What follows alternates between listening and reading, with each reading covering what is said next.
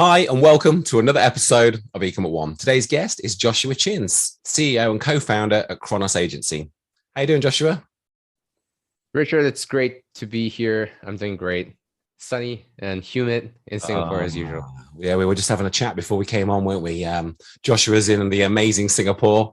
I spent quite a bit of time there back in my university days, so it took me back to some great times, great memories, and obviously the weather there is insane in comparison to where I am in the not so sunny UK right now.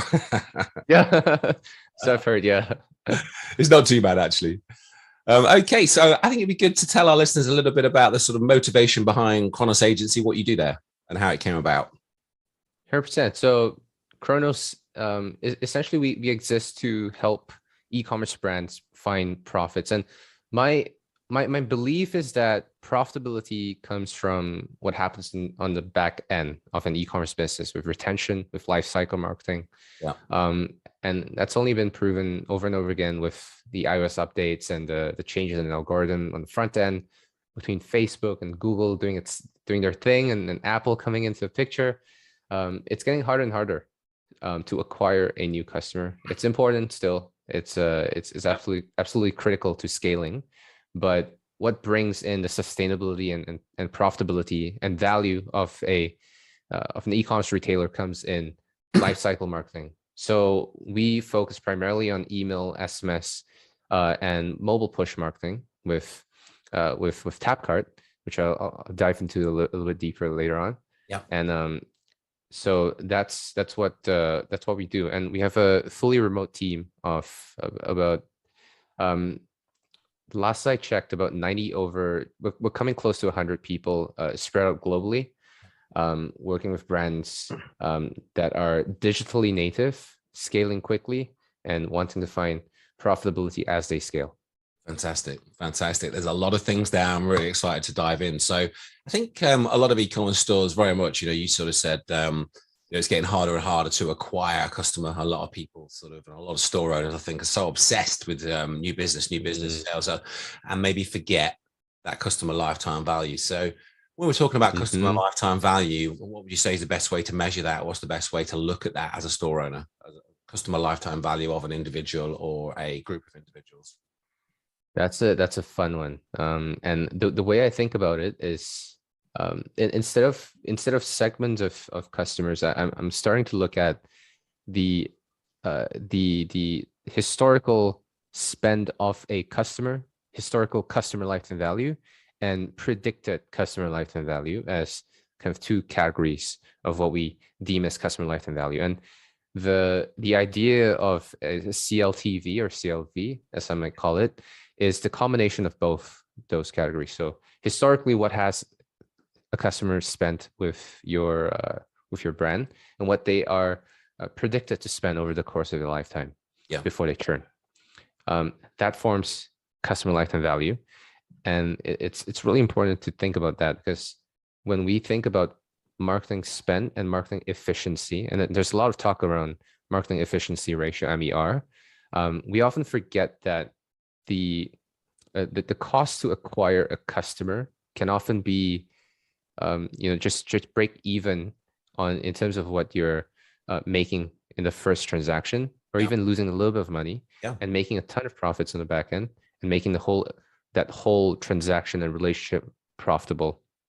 And that's why it's really important to look at the entire picture of what a customer's relationship is going to look like in the long term, and for how long. And subscription brands do it really well, because obviously they're going to be typically losing money on the first purchase, and then making a lot more money in the recurring purchases. So I think subscription businesses, I've signed up for quite a few, if I'm honest, during this last sort of 18 months or so, more than ever. And some of the experiences I'm having with those have just been phenomenal, and I'm still, I know certain coffee brands, for example. I bought one of these proper, grind coffee machines, and bought the coffee beans, and they're super fresh, and the experience of them arriving, and the packaging and the way it's packaged, the documentation that comes about the grower and the family and the history of that family in Ecuador or wherever it may be. It's just a real story. and it makes me want to stay. And I have a cupboard full of coffee, an absolute cupboard full of coffee, and I can't bring myself to cancel it, even though I probably have got enough coffee for the next 3 months, probably.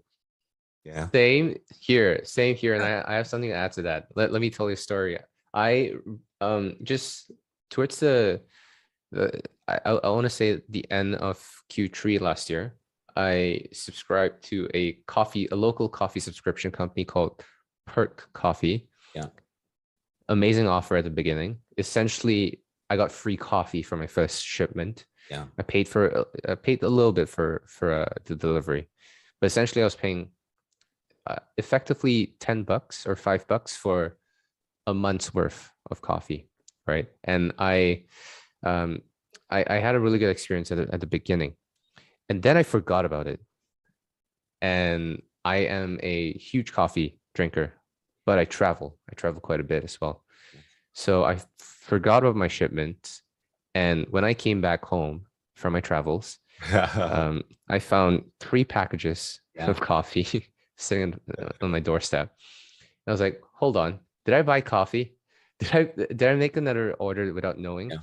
And it turns out I was in a recurring billing that just never ended. So the experience that I had was kind of there were some pluses and some minuses, and the great experience about that was I didn't have to think about making another order. I will never run out of coffee.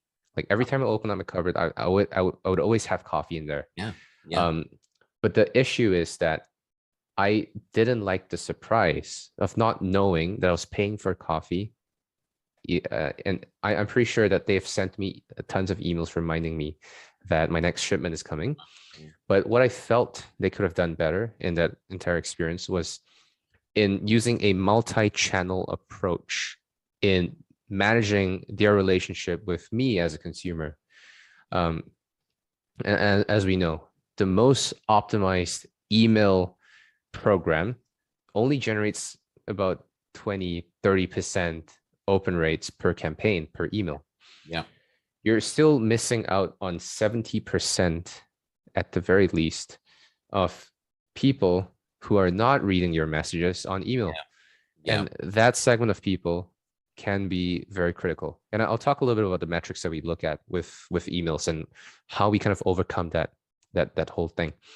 But when it comes into a subscription and a recurring a rebill, it's super important to notify your customers and make sure that they're well aware that the next shipment is coming, that you're charging a card coming up next. A lot of people don't think about this, and they often think about they're going to forget about it, and I'm going to retain the customer, and I'm going to make a lot more money, and they're not going to say anything about it if they don't remember, and that's okay. But that's a terrible way of maintaining a strong long-term customer relationship. Because you're gonna end up with lots of pissed off customers who might become detractors of your brand, which would be terrible. So coupling those email notifications with SMSs plus push notifications, if that is an option, is going to be incredible, because now you're covering people who may not have seen your emails, retargeting those people using SMSs. SMSs are known to be really effective in capturing attention. It is a very personal form of communication. It is one of those channels where open rates are at like 80-90% plus, right? 80-90% plus opens. You won't see that on email, but the amount of information I can pack in an SMS, very limited and relatively more expensive than sending out an email. But it's important to have that coupled in. And then with push notifications, you're looking at a channel that has an incredible amount of potential, because now between web push and mobile push, web push is essentially the little notification that we get on our screen on the bottom right hand side when you click on yes to send me notifications on the desktop browser. But on mobile push, you're essentially getting free notifications sent to you, sort of the same notifications that you get from from Google Calendar or Messenger or WhatsApp. Yep. And as a brand, you're able to send those messages for free, essentially, without any limits. Yeah. And the limits being your setting cadence and how much you want to irritate your customers. And between the three channels, you're basically building a life cycle strategy that is that would cover pretty much all the bases. Essentially ensuring that at least 80% of your customers are seeing the messages that you want them to see. Yeah, that's brilliant. I think the guys that are listening in, if you ever think about what you've got in place now, I would imagine most of you are obviously sending those, if you're on subscriptions, or you've got customers on subscriptions, or you're using email marketing. No doubt you're obviously sending emails, but your open rates, will be nothing like they are on SMSs, push. I mean, SMS. When's the last time how many texts have you got on your phone that you've not read? None, I would imagine. So it's pretty obvious that SMS is obviously going to have a crazy open rate. But just stepping back a little bit, there's quite a few things there. I think when we think about this lifetime value, and something you said there was obviously, you potentially lose money on that first order. So understanding that lifetime value is so important, because if you're in your space as an e-com store, if you're able to acquire a customer, if you're able to acquire that customer or pay more for that customer than anybody else, you can really dominate that space. Whereas a lot of people, I think, can be quite short-timed and short-sighted in effect that, we bought that product, we're making £2 on it, or whatever it may be. If we can sell it for less than £2, cost of acquisition, then we're making money. No, you're buying a customer that over 2 years is maybe going to make you $200, £200. Then obviously you can afford to lose X amount, maybe £20 or whatever it may be on that first customer. And I think, depending on what you're selling, especially products that are high value, and high average order values and cart values, that's really, I mean, what else would you say, why is customer value so important? Sorry, customer lifetime value so important? The idea of customer lifetime value goes beyond the transactional value and revenue of a customer. Right. The idea of customer lifetime value is in two parts. It's the length of that interaction, right? The length of the relationship, measured by the number of transactions times the average value of each transaction, the AOV, and that gives you customer lifetime value, right? Now, the number of transactions matter a lot, because the more transactions that are being made with a brand, the deeper the relationship. And I've actually just I had a really interesting conversation on Twitter with another marketer, and we found that 20% of, on average, 20% of first-time buyers end up being a repeat buyer if the store and the business is optimized for repeat purchases. But a third purchaser happens, a repeat purchaser would become a third purchaser about 60 to 70% of the time. So if you've bought a second time, it's way more likely for you to buy a third time. Yeah. And so on and so forth. So it's important to look at that. And the value of a customer who has bought from you at least 3 times is way higher, because the likelihood of that customer being a promoter of your business, when we think about the whole NPS model, Net Promoter Score, the likelihood of that person becoming an evangelist of your brand or your products, way higher. The likelihood of me talking about Perk Coffee, for example, after having my experience with them, like buying from them multiple times, way higher. So the expanded effect of growth from a long-term customer becomes way higher. And the cost of, obviously the cost of getting someone to buy again versus a new stranger to buy from you, way lower, way cheaper. And that's where profitability comes from. So how would you say then, our listeners, they're listening in, obviously we don't know the specifics of who's got what in terms of, are they running SMS, are they running, but what sort of things would you say our listeners can do to increase customer lifetime value? What are some of the specifics that, obviously you're working with hundreds and hundreds of brands, and obviously you see a lot of recurring themes, what are some of the things that you're looking at to increase that lifetime value? That's a great question, but a massive one at the same time. I'm going to break it. I'm going to structure my answer in a few parts. when we think about lifetime value and retaining a customer, it starts from that initial interaction that you have with your customer. So it's important for us to map out the entire journey from start to finish, from the initial interaction to the sunset of that customer relationship, and identify opportunities for you to elevate your customer's experience at key points in that journey.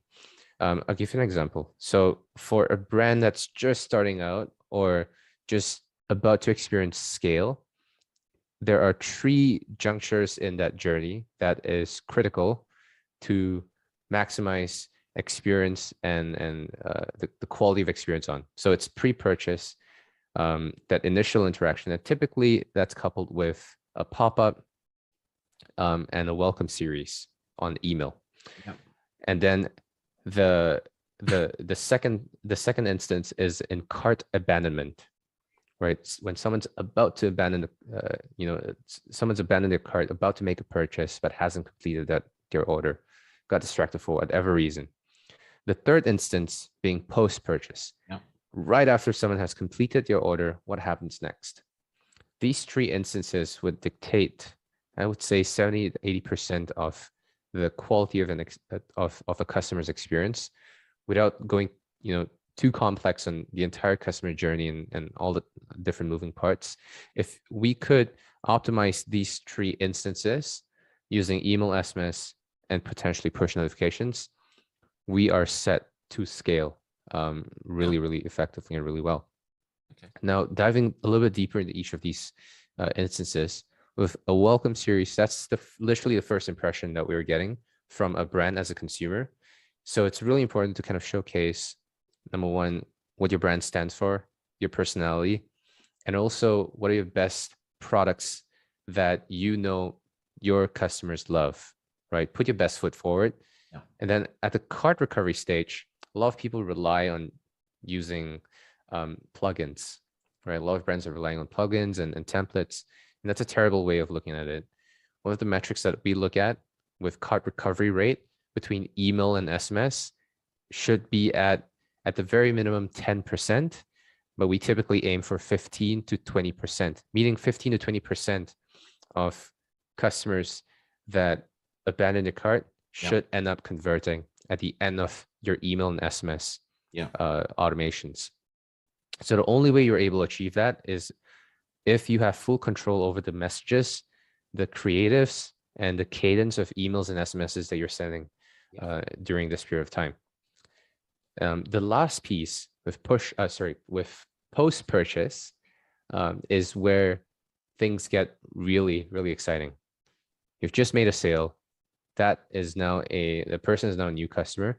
How do you then set up that relationship to scale? That initial interaction after a purchase is made is incredibly important because it's very, very fragile. The person has made an order, they paid you, but they haven't received your order yet. It's kind of like so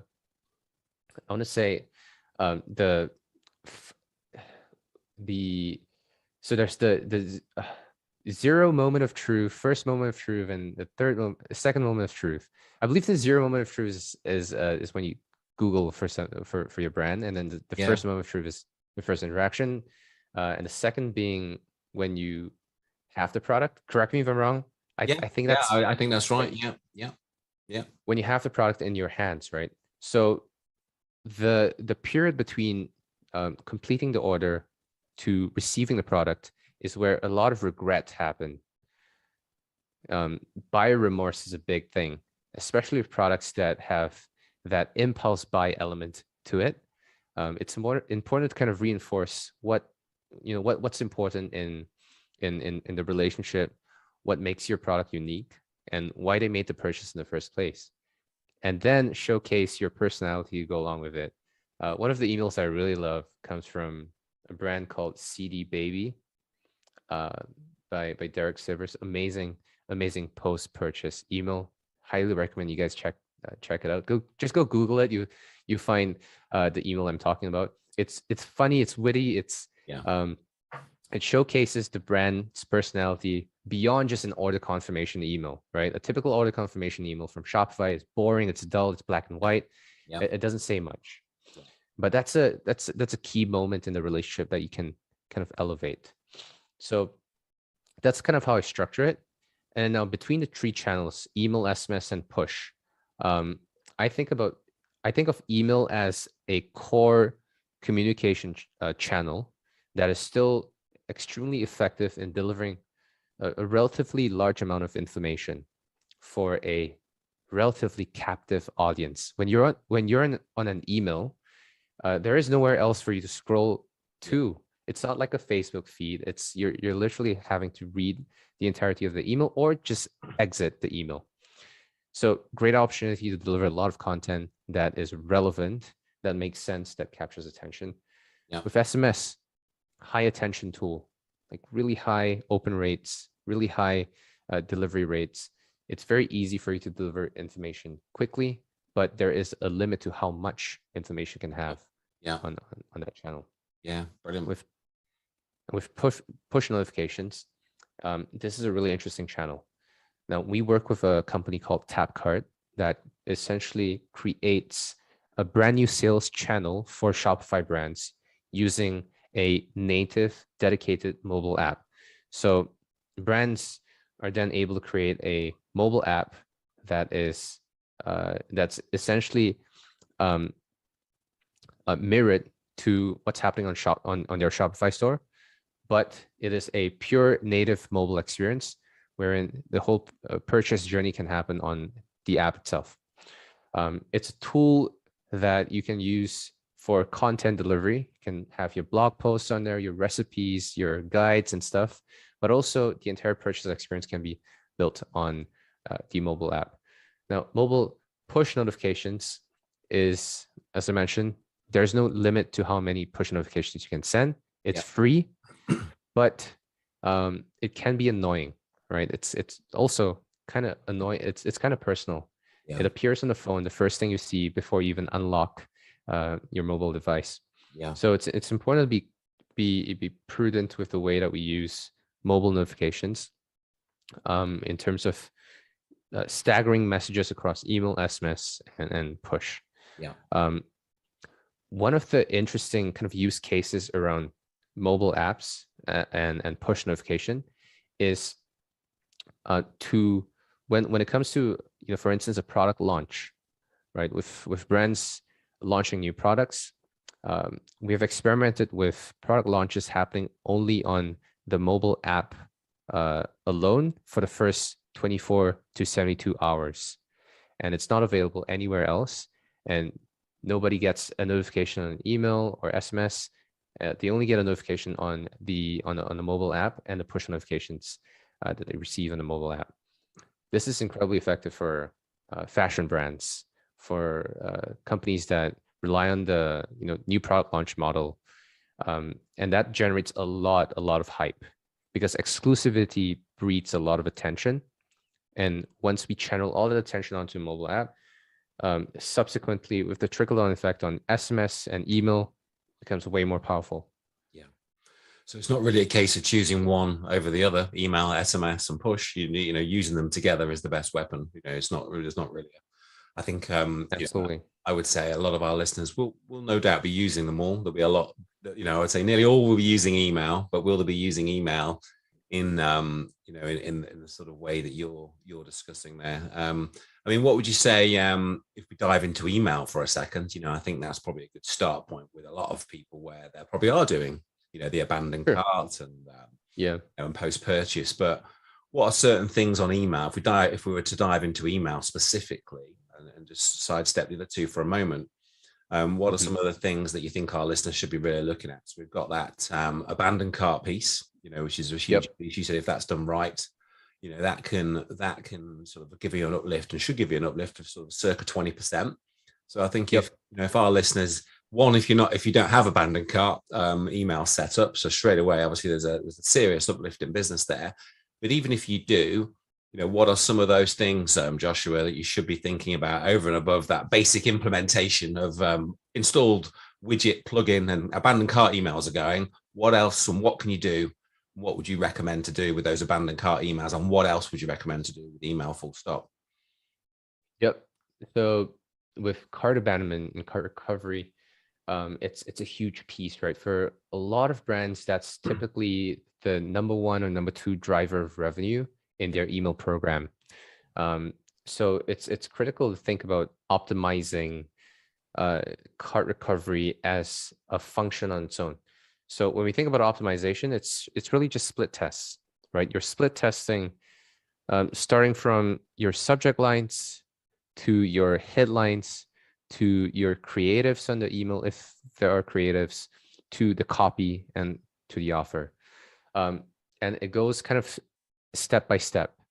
One of the biggest winning tests that we've come across is in split testing a HTML based email, something that's well designed, versus a pure text based email that has absolutely no creatives at all. Pure text, only one link that sends people back onto the cart page. It used to be the case that the text-based email always won, regardless of brands. But recently, I've come to find that it's actually a mix of results. So what that tells me is that you really cannot assume that one variation is going to work better than the other without actually putting data behind your decision and testing it out on the ground. You never know what your audience is going to respond well to. So that's one of the tests that I would conduct, and I would kind of go down that funnel of testing until I reach a 15 to 20% conversion rate on my cart abandonment That's great. sequences. With email, a lot of people think about number one, open rates, and well, in conjunction with open rates, engagement as a function of success. But that's often quite limiting because there's only so much you can optimize in a single email campaign. Yeah. And there is just no way of getting everybody to open every single email, not even a majority, right? So that's why the true open rates that we've seen at an optimal level sits at between like 20-30%, and the rest of the people are not going to open your emails. Yeah. So one way to work around that is what I call list utilization rate. List utilization rate basically tells us how well are we engaging our lists in any given month. So I'm looking at the total number of people, subscribers who have opened at least one email in any given month, versus the total number of email subscribers that I have on my list. And assuming that I'm sending out 10 campaigns in a single month, I need at least 50% of my subscribers to have opened at least one of those campaigns. Yeah. That's a success metric that I look at on a more holistic kind of a monthly point of view. That's much more productive to think about because then you are essentially targeting different segments of consumers and different segments of audiences with different messages and different offers that apply almost exclusively to each party. That may not work when you cross promote in that way. So that's for email. The last thing I want to touch on is in deliverability. I've recently had a number of conversations around deliverability. It's a really, really boring topic, and it's one that not many people think about until they land in hot water. Yeah. Most often, the messages I actually just had to reply to an email today about a brand that's been doing really well on Klaviyo on email, but all of a sudden, emails are landing in spam, and open rates have plummeted over the past couple of campaigns, and they have no clue why.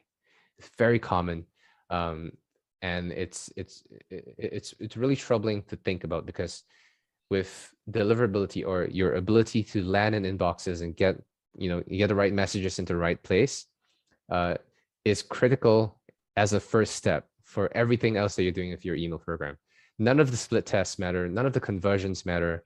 Well, conversions wouldn't happen if you're not even landing in the right inboxes in the first place. So it's kind of like a foundation that we have to set in place. A couple of things that could help, and it's really a wide-ranging topic, is number one, keep an eye on your deliverability using tools like Glock Apps. That's GLOCKAPPS.com or mailgenius.com.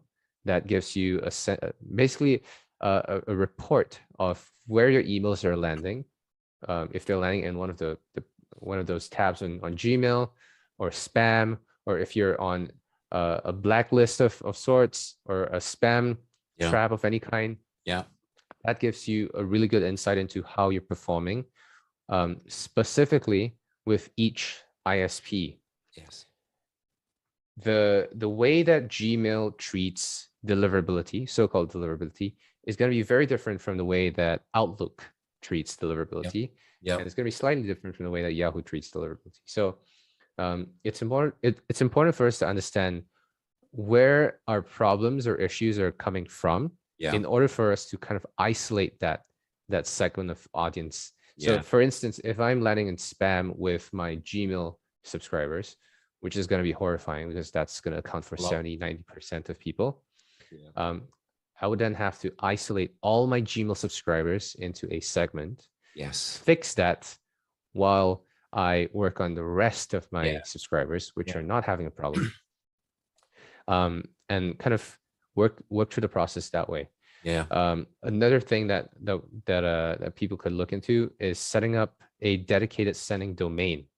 What that means is essentially, when you look at marketing emails that you receive from brands, it's typically going to say from brandname.com via claviomail.com or something along those lines. Right. So setting up a dedicated sending domain would kind of take that via claviomail.com away, and it allows you to have full control over what we call your sending reputation, which iconically Gmail and Google weighs really heavily on their algorithm when it comes to spam and all that stuff. So it gives you full control. It gives you a little bit of opportunity for branding as well. And it's much easier to fix that way. So I've seen that a lot actually. I've seen that a lot. Bits. I think I mean, there's so many things there, Joshua. That was brilliant. I think deliverability, I mean, straight away, it's just obvious, isn't it? You're doing all that work on maybe segmentation, copy, creative, split testing. If your emails aren't getting through, so guys, I would literally, be pausing this episode right now, going to the tools that Joshua mentioned and be testing your deliverability, and then that opportunity there to potentially, you're saying, I think, to create another domain name and use that, buy another domain name and use that to send your emails. So I'm actually doing that in one of my businesses. We bought the same domain name with an extra E on it. So it's identical, but it looks the same. It's got an extra E on it, and we use that for a lot of our outbound marketing team use that because they're sending a lot of emails per day, per month. And then it doesn't potentially then interfere or compromise our main domain name. And then we can obviously look at that on its own, and we've been running that ourselves for probably about 1.5 years now. And I see a lot of brands doing that, but you don't really notice it, as you're working with that brand. So it's fine, I think. But yeah, a lot of great things there. So I think it'd be good to maybe talk us through a brand, if you can mention it. If you can't mention it, that's fine, Joshua. But talk about a brand that you've scaled through some of the things you've talked about, by improving this sort of life cycle of sort of touch points with a brand. Talk us through a particular case study, if you will. We actually published quite a number of case studies recently on our site. If you go to Chronos.agency, you find a ton of them. One of my personal favorites, which is a really interesting brand, is called Truly Beauty. It's TRULY Beauty, and they sell products that are really, really visual, really nice looking, and it is it's something that really attracts a certain type of demographic of people. It works really well advertising on TikTok, and the organic content on TikTok works really well. Also, one of the things that we had to kind of think about is in terms of that, there's an impulse element to a product like this, because it's visual, it's nice, it's not priced crazily high. So it's really easy for someone to just say, all right, I'm going to buy this looks great, let me make a purchase right now. Then the challenge is in how do I then retain that relationship and elevate that relationship beyond a single impulse purchase. So that's where email and SMS came in really handy. We used, I believe, PostScript for email, for SMS, and Klaviyo for email. And really, you can use any software to accomplish what we've done. But I truly believe that Klaviyo has helped a ton in the process, because it allowed us to own the data that we needed to create automations and segmentations around the identified audiences, from engagement levels to frequency and monetary RF. The whole RFM model is very easily done up within Klaviyo using the data points that we have, and kind of using Klaviyo as a central depository of information and data between all the applications that we are using. So PostScript's SMS data and first-party data and zero-party data is fed back into Klaviyo as a central depository and acts kind of like a CDP, a customer data platform, which we then use to create automations that are hyper-personalized, almost at a perceived one-to-one scale for all customers.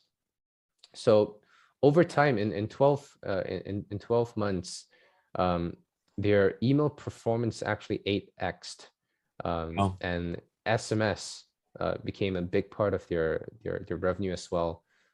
We grew the SMS program, I believe, 3x as well over the period of time that we worked on SMS very recently. And it's been great, and they're continuing to grow, and now they're going into retail, and it's really helping to create that overall journey. And we talked a little bit about creating evangelists and so-called promoters.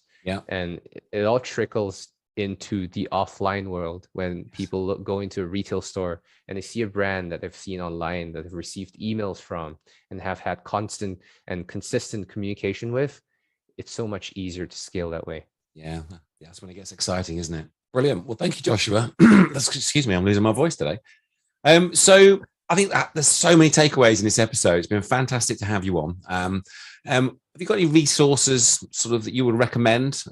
Feel free to obviously mention your own offerings there. I know you've got different courses and things as well, but any resources specifically for improving and understanding that lifecycle? I keep saying lifestyle, don't I? Yeah. Lifecycle marketing and sort of improving that customer lifetime value. Yeah, 100%. We do have a course, but it's absolutely not necessary. The information is out there. The course is kind of just having all of that packaged into one place. It's just easier to consume, but it's absolutely not necessary. The ideas and insights are available all over the internet. We have an amazing YouTube channel, and we also interview quite a number of amazing folks on our YouTube channel, on our podcast as well. So great resources all around. We have recently created an industry report on our site. Great download. Our team has interviewed a bunch of our partners, gathered the insights and kind of the trends and where we're headed as an industry. Some other resources outside of Chronos, I'd strongly recommend, just YouTube. That's how I got started. That's how I learned. And Twitter, of all places, Twitter is a really great place to learn and ask very specific questions that you may have about the problems that you might be facing, the opportunities that you have. And it's such an easy way for you to kind of interact with people that you may not be, you typically may not have access to.